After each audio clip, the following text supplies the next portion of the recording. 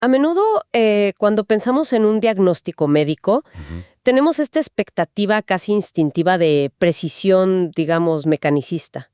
Claro, ajá. O sea, nos rompemos un brazo, miramos la radiografía, vemos esa línea blanca dentada atravesando el hueso y listo.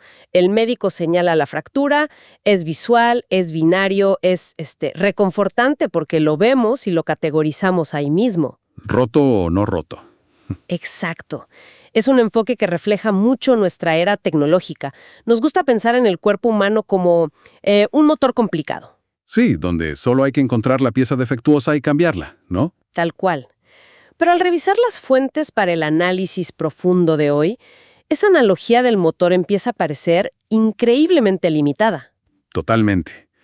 Y es que al desmenuzar las notas que tenemos para la investigación de hoy, nos topamos con un paradigma que inicialmente suena a, no sé, pura filosofía esotérica. Sí, puede sonar muy abstracto al principio. Hablamos de una extensa clase magistral de Mario Schwartz. Él es un investigador radicado en Canadá que, como dato curioso, fíjate, logró revertir su propia miopía severa en su juventud usando prácticas corporales y respiratorias. Un detalle fascinante, por cierto. Sí, increíble. Las notas documentan los principios de la medicina tradicional china, la famosa MTC, y el uso de oligoelementos. Y leyendo esto, uno se da cuenta de que un manual médico de hace 1000 años puede esconder las respuestas a crisis sanitarias globales modernas. Exactamente. La misión hoy es ver cómo esta sabiduría ancestral, que ha sobrevivido a un sinfín de purgas y desastres, está codificando ciencia biológica dura que la medicina occidental apenas está empezando a validar. Y para empezar, el primer paso para entender esta medicina no es verla como una caja de remedios folclóricos. O sea, no es eso. Ajá, no es solo un montón de hierbas. Claro, es un marco de decodificación sistémica, es una observación minuciosa, ininterrumpida, de cómo el cuerpo humano interactúa con su entorno, el clima, los alimentos y, de manera crucial, sus propias emociones a lo largo de milenios. Aunque antes de entrar de lleno en los diagnósticos, yo estaba maravillada porque me parece un milagro estadístico que esta información exista hoy. Sí, su supervivencia es casi inverosímil. Si revisamos el contexto histórico, la antigua China, o Zunku, como se le llamaba, la flor del centro, no era un laboratorio tranquilo. Era un imperio brutalmente volátil, compuesto por unas 56 etnias diferentes. Y no solo etnias, hablamos de una diversidad lingüística asombrosa, o sea, hay más de 300 idiomas documentados ahí. Uy, imagínate tratar de unificar todo eso. En ese caldo de cultivo masivo, la información médica estaba constantemente bajo amenaza. Tomemos como ejemplo al emperador Qin por ahí del año 200 a.C. El de los guerreros de terracota, ¿verdad? Ese mero. Unificó China, construyó todo eso, y sin embargo, su obsesión por controlar la vida y la muerte lo llevó a consumir pociones de mercurio recetadas por alquimistas. ¡Qué ironía! Buscando la inmortalidad terminó envenenándose. Exacto, lo que irónicamente lo mató.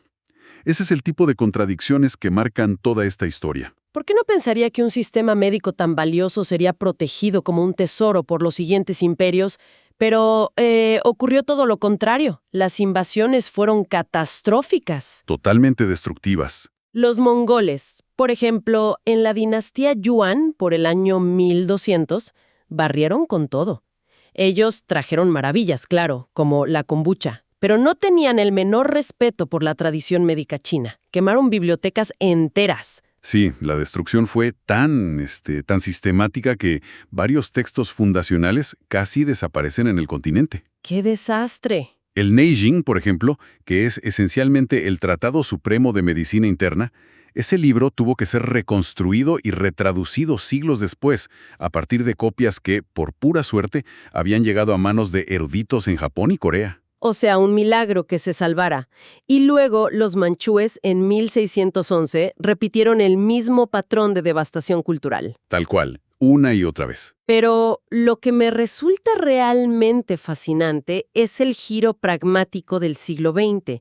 En 1911, con la República, hay un empuje masivo hacia la occidentalización. Se importan cirujanos europeos y se intenta enterrar la medicina tradicional, tildándola de, digamos, superstición. Claro, querían ser modernos, europeos. Exacto.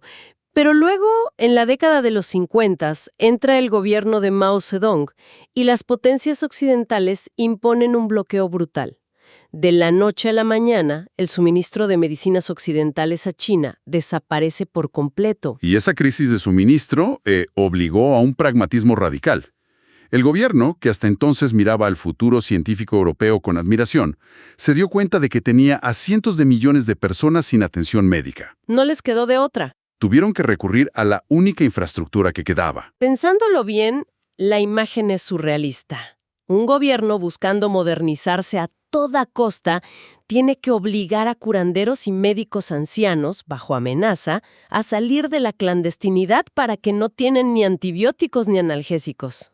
Es un giro dramático, ¿sí? Es como si mañana, no sé, los satélites fallaran de forma permanente, el Internet colapsara a nivel global y los gobiernos tuvieran que rogarles a los abuelos que desempolven sus viejas radios de onda corta para que la civilización pueda seguir comunicándose. Me encanta esa analogía.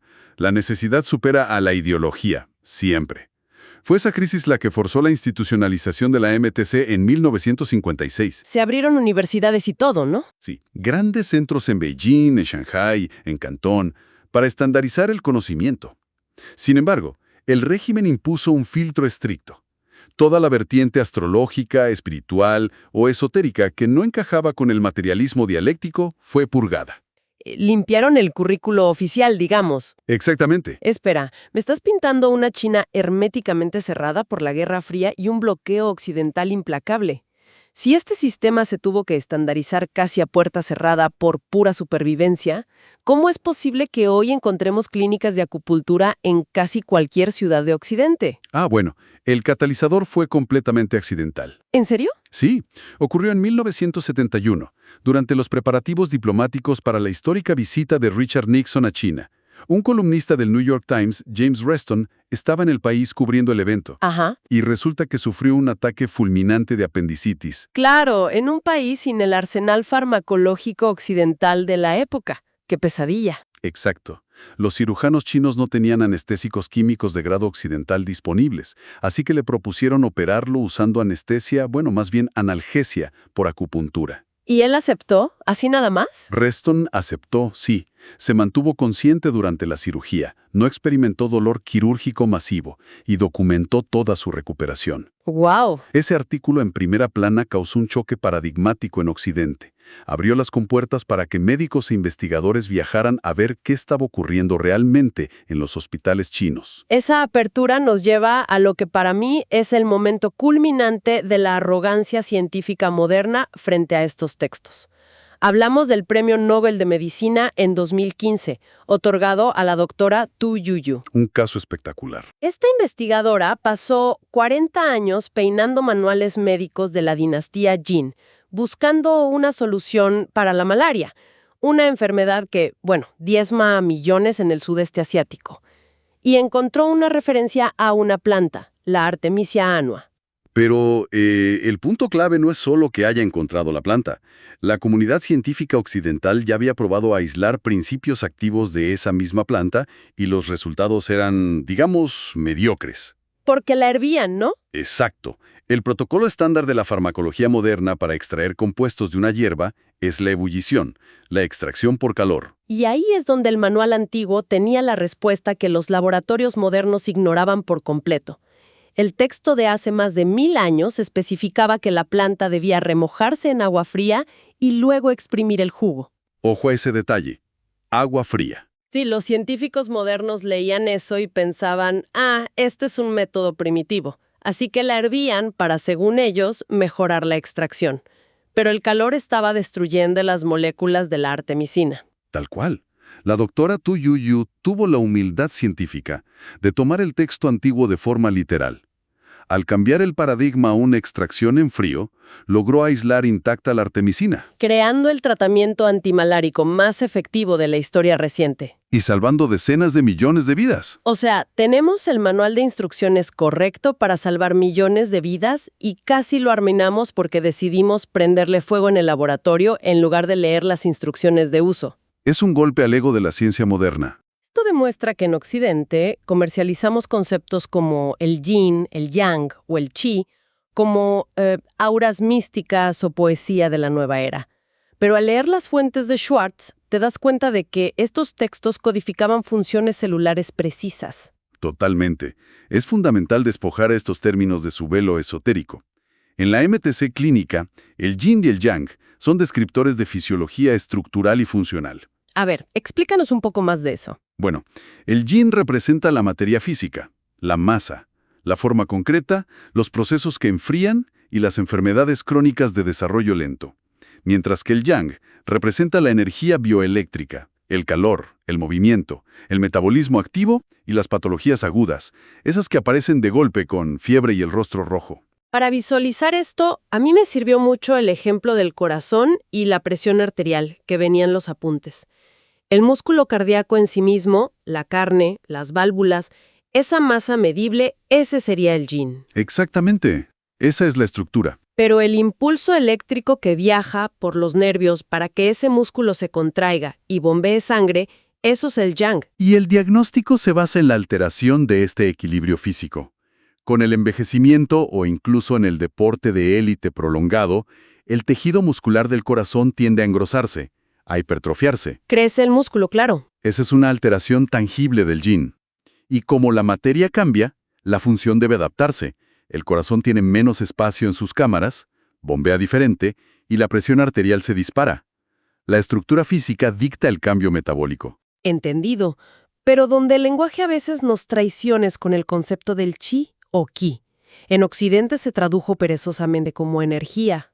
Sí, y eso confunde mucho. Da la impresión de que estamos hablando de un fluido mágico flotando por ahí. Según el análisis de la clase magistral, el chi es mucho más cibernético. La traducción más precisa, en términos contemporáneos, sería inteligencia funcional o algoritmo operativo. El chi de un órgano no es su temperatura celular, es la programación específica que le dice a ese órgano cómo comportarse dentro del ecosistema del cuerpo. El texto menciona la función renal, que es impresionante. Los riñones humanos filtran aproximadamente 150 litros de fluidos al día. El tejido del riñón es el yin. La fuerza termodinámica para filtrar es el yang. Hasta ahí vamos bien. Pero el cuerpo humano solo excreta 1,5 litros de orina.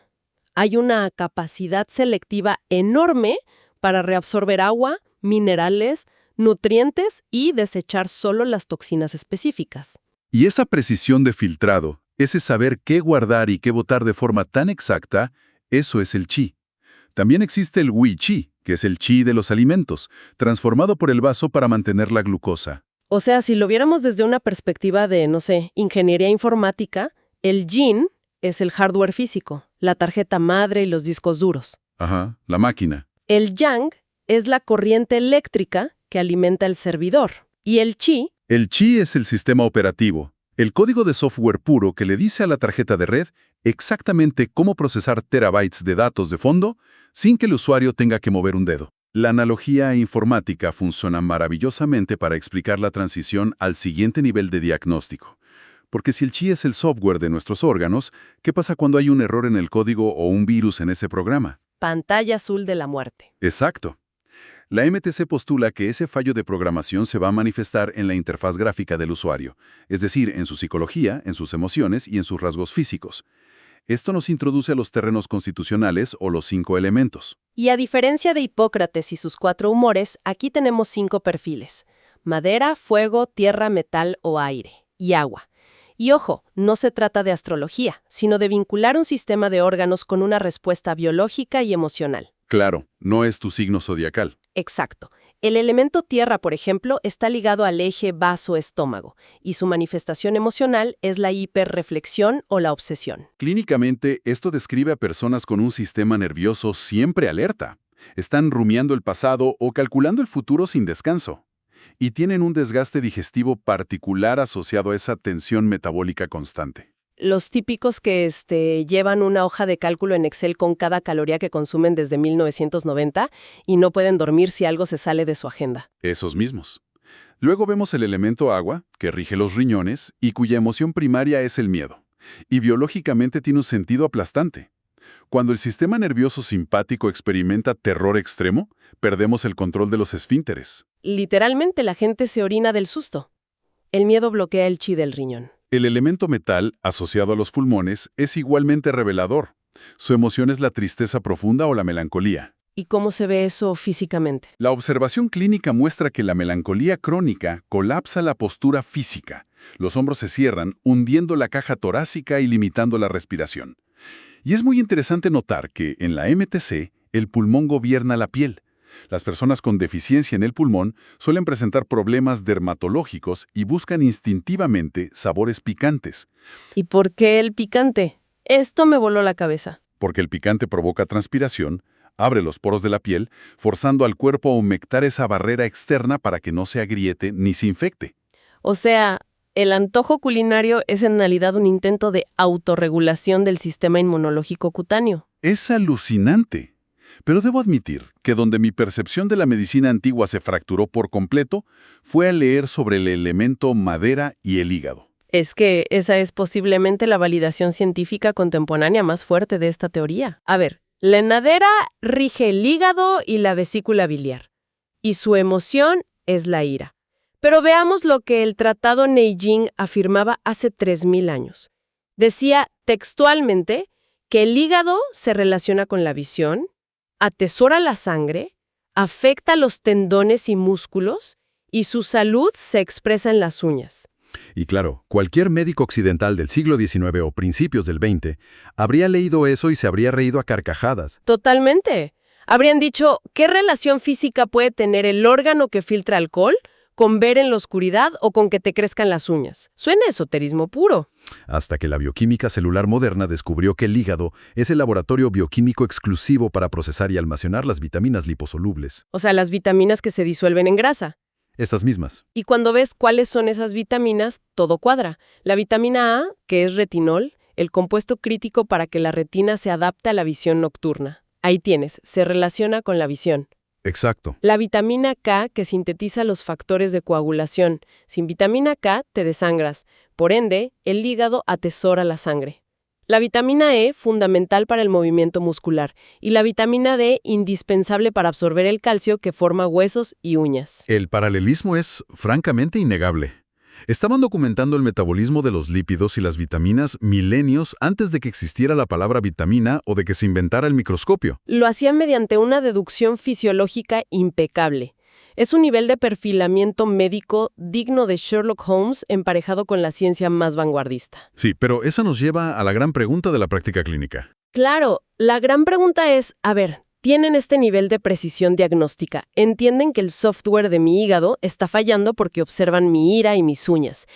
Pero si en ese entonces no tenían píldoras de vitaminas sintetizadas en un laboratorio, ¿cómo intervenían físicamente para repararlo? Y aquí es donde las herramientas de intervención nos deparan sorpresas, geográficas e históricas profundas.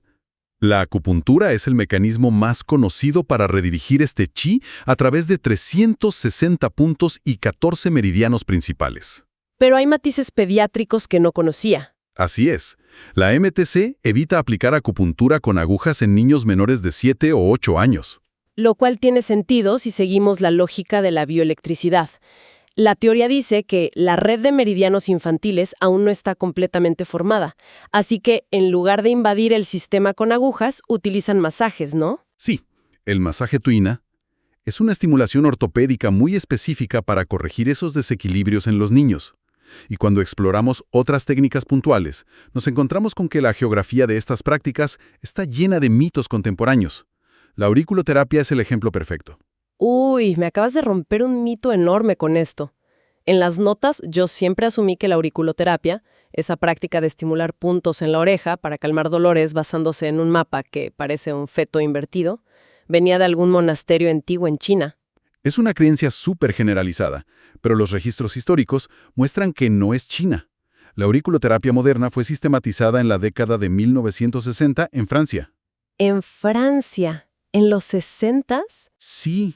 Un neurólogo de la ciudad de Lyon, el doctor Paul Noguier, observó a pacientes con ciática crónica que reportaban curaciones milagrosas. Al investigar, descubrió que una sanadora local los trataba realizando una pequeña cauterización en un punto específico de la oreja. Y esta técnica, fíjate, había llegado a Europa desde el norte de África. Tengo que hacer una pausa aquí. Me estás diciendo que un neurólogo francés toma una técnica africana, mapea científicamente la oreja, y luego ese mapa es introducido en China. Así es. Los médicos chinos ven la eficacia neurológica, les parece que encaja perfectamente con su lógica de meridianos y la adoptan. O sea, la ciencia eficaz no respeta fronteras. Eso rompe todos los estereotipos. Es como descubrir que la receta original de los tacos al pastor viene de la antigua Roma. Algo así. Y si miramos hacia la cirugía, la historia nos muestra retrocesos trágicos debido a la pérdida de este conocimiento. Se nos enseña que la anestesia general es un invento moderno de Occidente. Ajá, eso creemos. Sin embargo, en el siglo I después de Cristo, el médico chino Hua Tuo documentó la extirpación de tumores internos, e incluso craneales, utilizando anestesia general. Inventó una fórmula llamada Mafesan, ¿no? A base de cannabis y plantas psicoactivas que permitía operar sin que el paciente muriera de shock. Mientras tanto, en Europa, siglos después, seguían amputando piernas a sangre fría con sierras. Un conocimiento trágicamente perdido durante siglos. Imagina la cantidad de agonía que nos habríamos ahorrado. Sí. E incluso cosas cotidianas como el consumo de té comenzaron como intervenciones drásticas. La leyenda habla del monje indio Bodhidharma que llevó el budismo zen a China. Que meditó frente a un muro por 9 años. Ese mismo. La leyenda dice que, para evitar dormirse, se arrancó los párpados y los tiró al suelo. De ahí brotó la planta del té. Una historia bastante visceral. Pero la realidad farmacológica es que usaron las propiedades estimulantes de la planta para meditar sin colapsar por agotamiento. Exacto. Y si tomamos todos estos elementos y observamos un hospital metropolitano en la China actual, comprendemos finalmente el verdadero valor de la medicina integrativa. En un hospital chino, hoy en día, los pacientes sacan turno para medicina alopática si es una emergencia. O sea, para tratar lo agudo, el exceso de yang. Un accidente, un infarto, antibióticos. Pero si ese mismo paciente padece una condición crónica, asma, problemas de fertilidad, se enfrenta a una deficiencia de yin, un problema en el terreno base. En ese caso, saca turno para la medicina tradicional china, para reprogramar la función desde la raíz. Y esto nos empuja hacia un pensamiento provocativo final. El material menciona un término antiguo, el yuan qi, o la energía original. Los textos los describen como una energía ni yin ni yang, pluripotencial, que determina la formación de los órganos. Y hoy, la ciencia occidental llama a esto células madre. Si médicos antiguos, sin microscopios ni laboratorios, lograron comprender la dinámica exacta de las células madre, la genética y las vitaminas, simplemente observando a sus ancestros. Es para quedarse pensando, sin duda. Cabe preguntarnos, para quienes nos escuchan, de todos los mitos o filosofías antiguas que hoy la ciencia moderna descarta, ¿cuántos son en realidad verdades biológicas fundamentales que nuestra tecnología aún no ha logrado alcanzar a comprender? Un pensamiento para reflexionar el resto del día.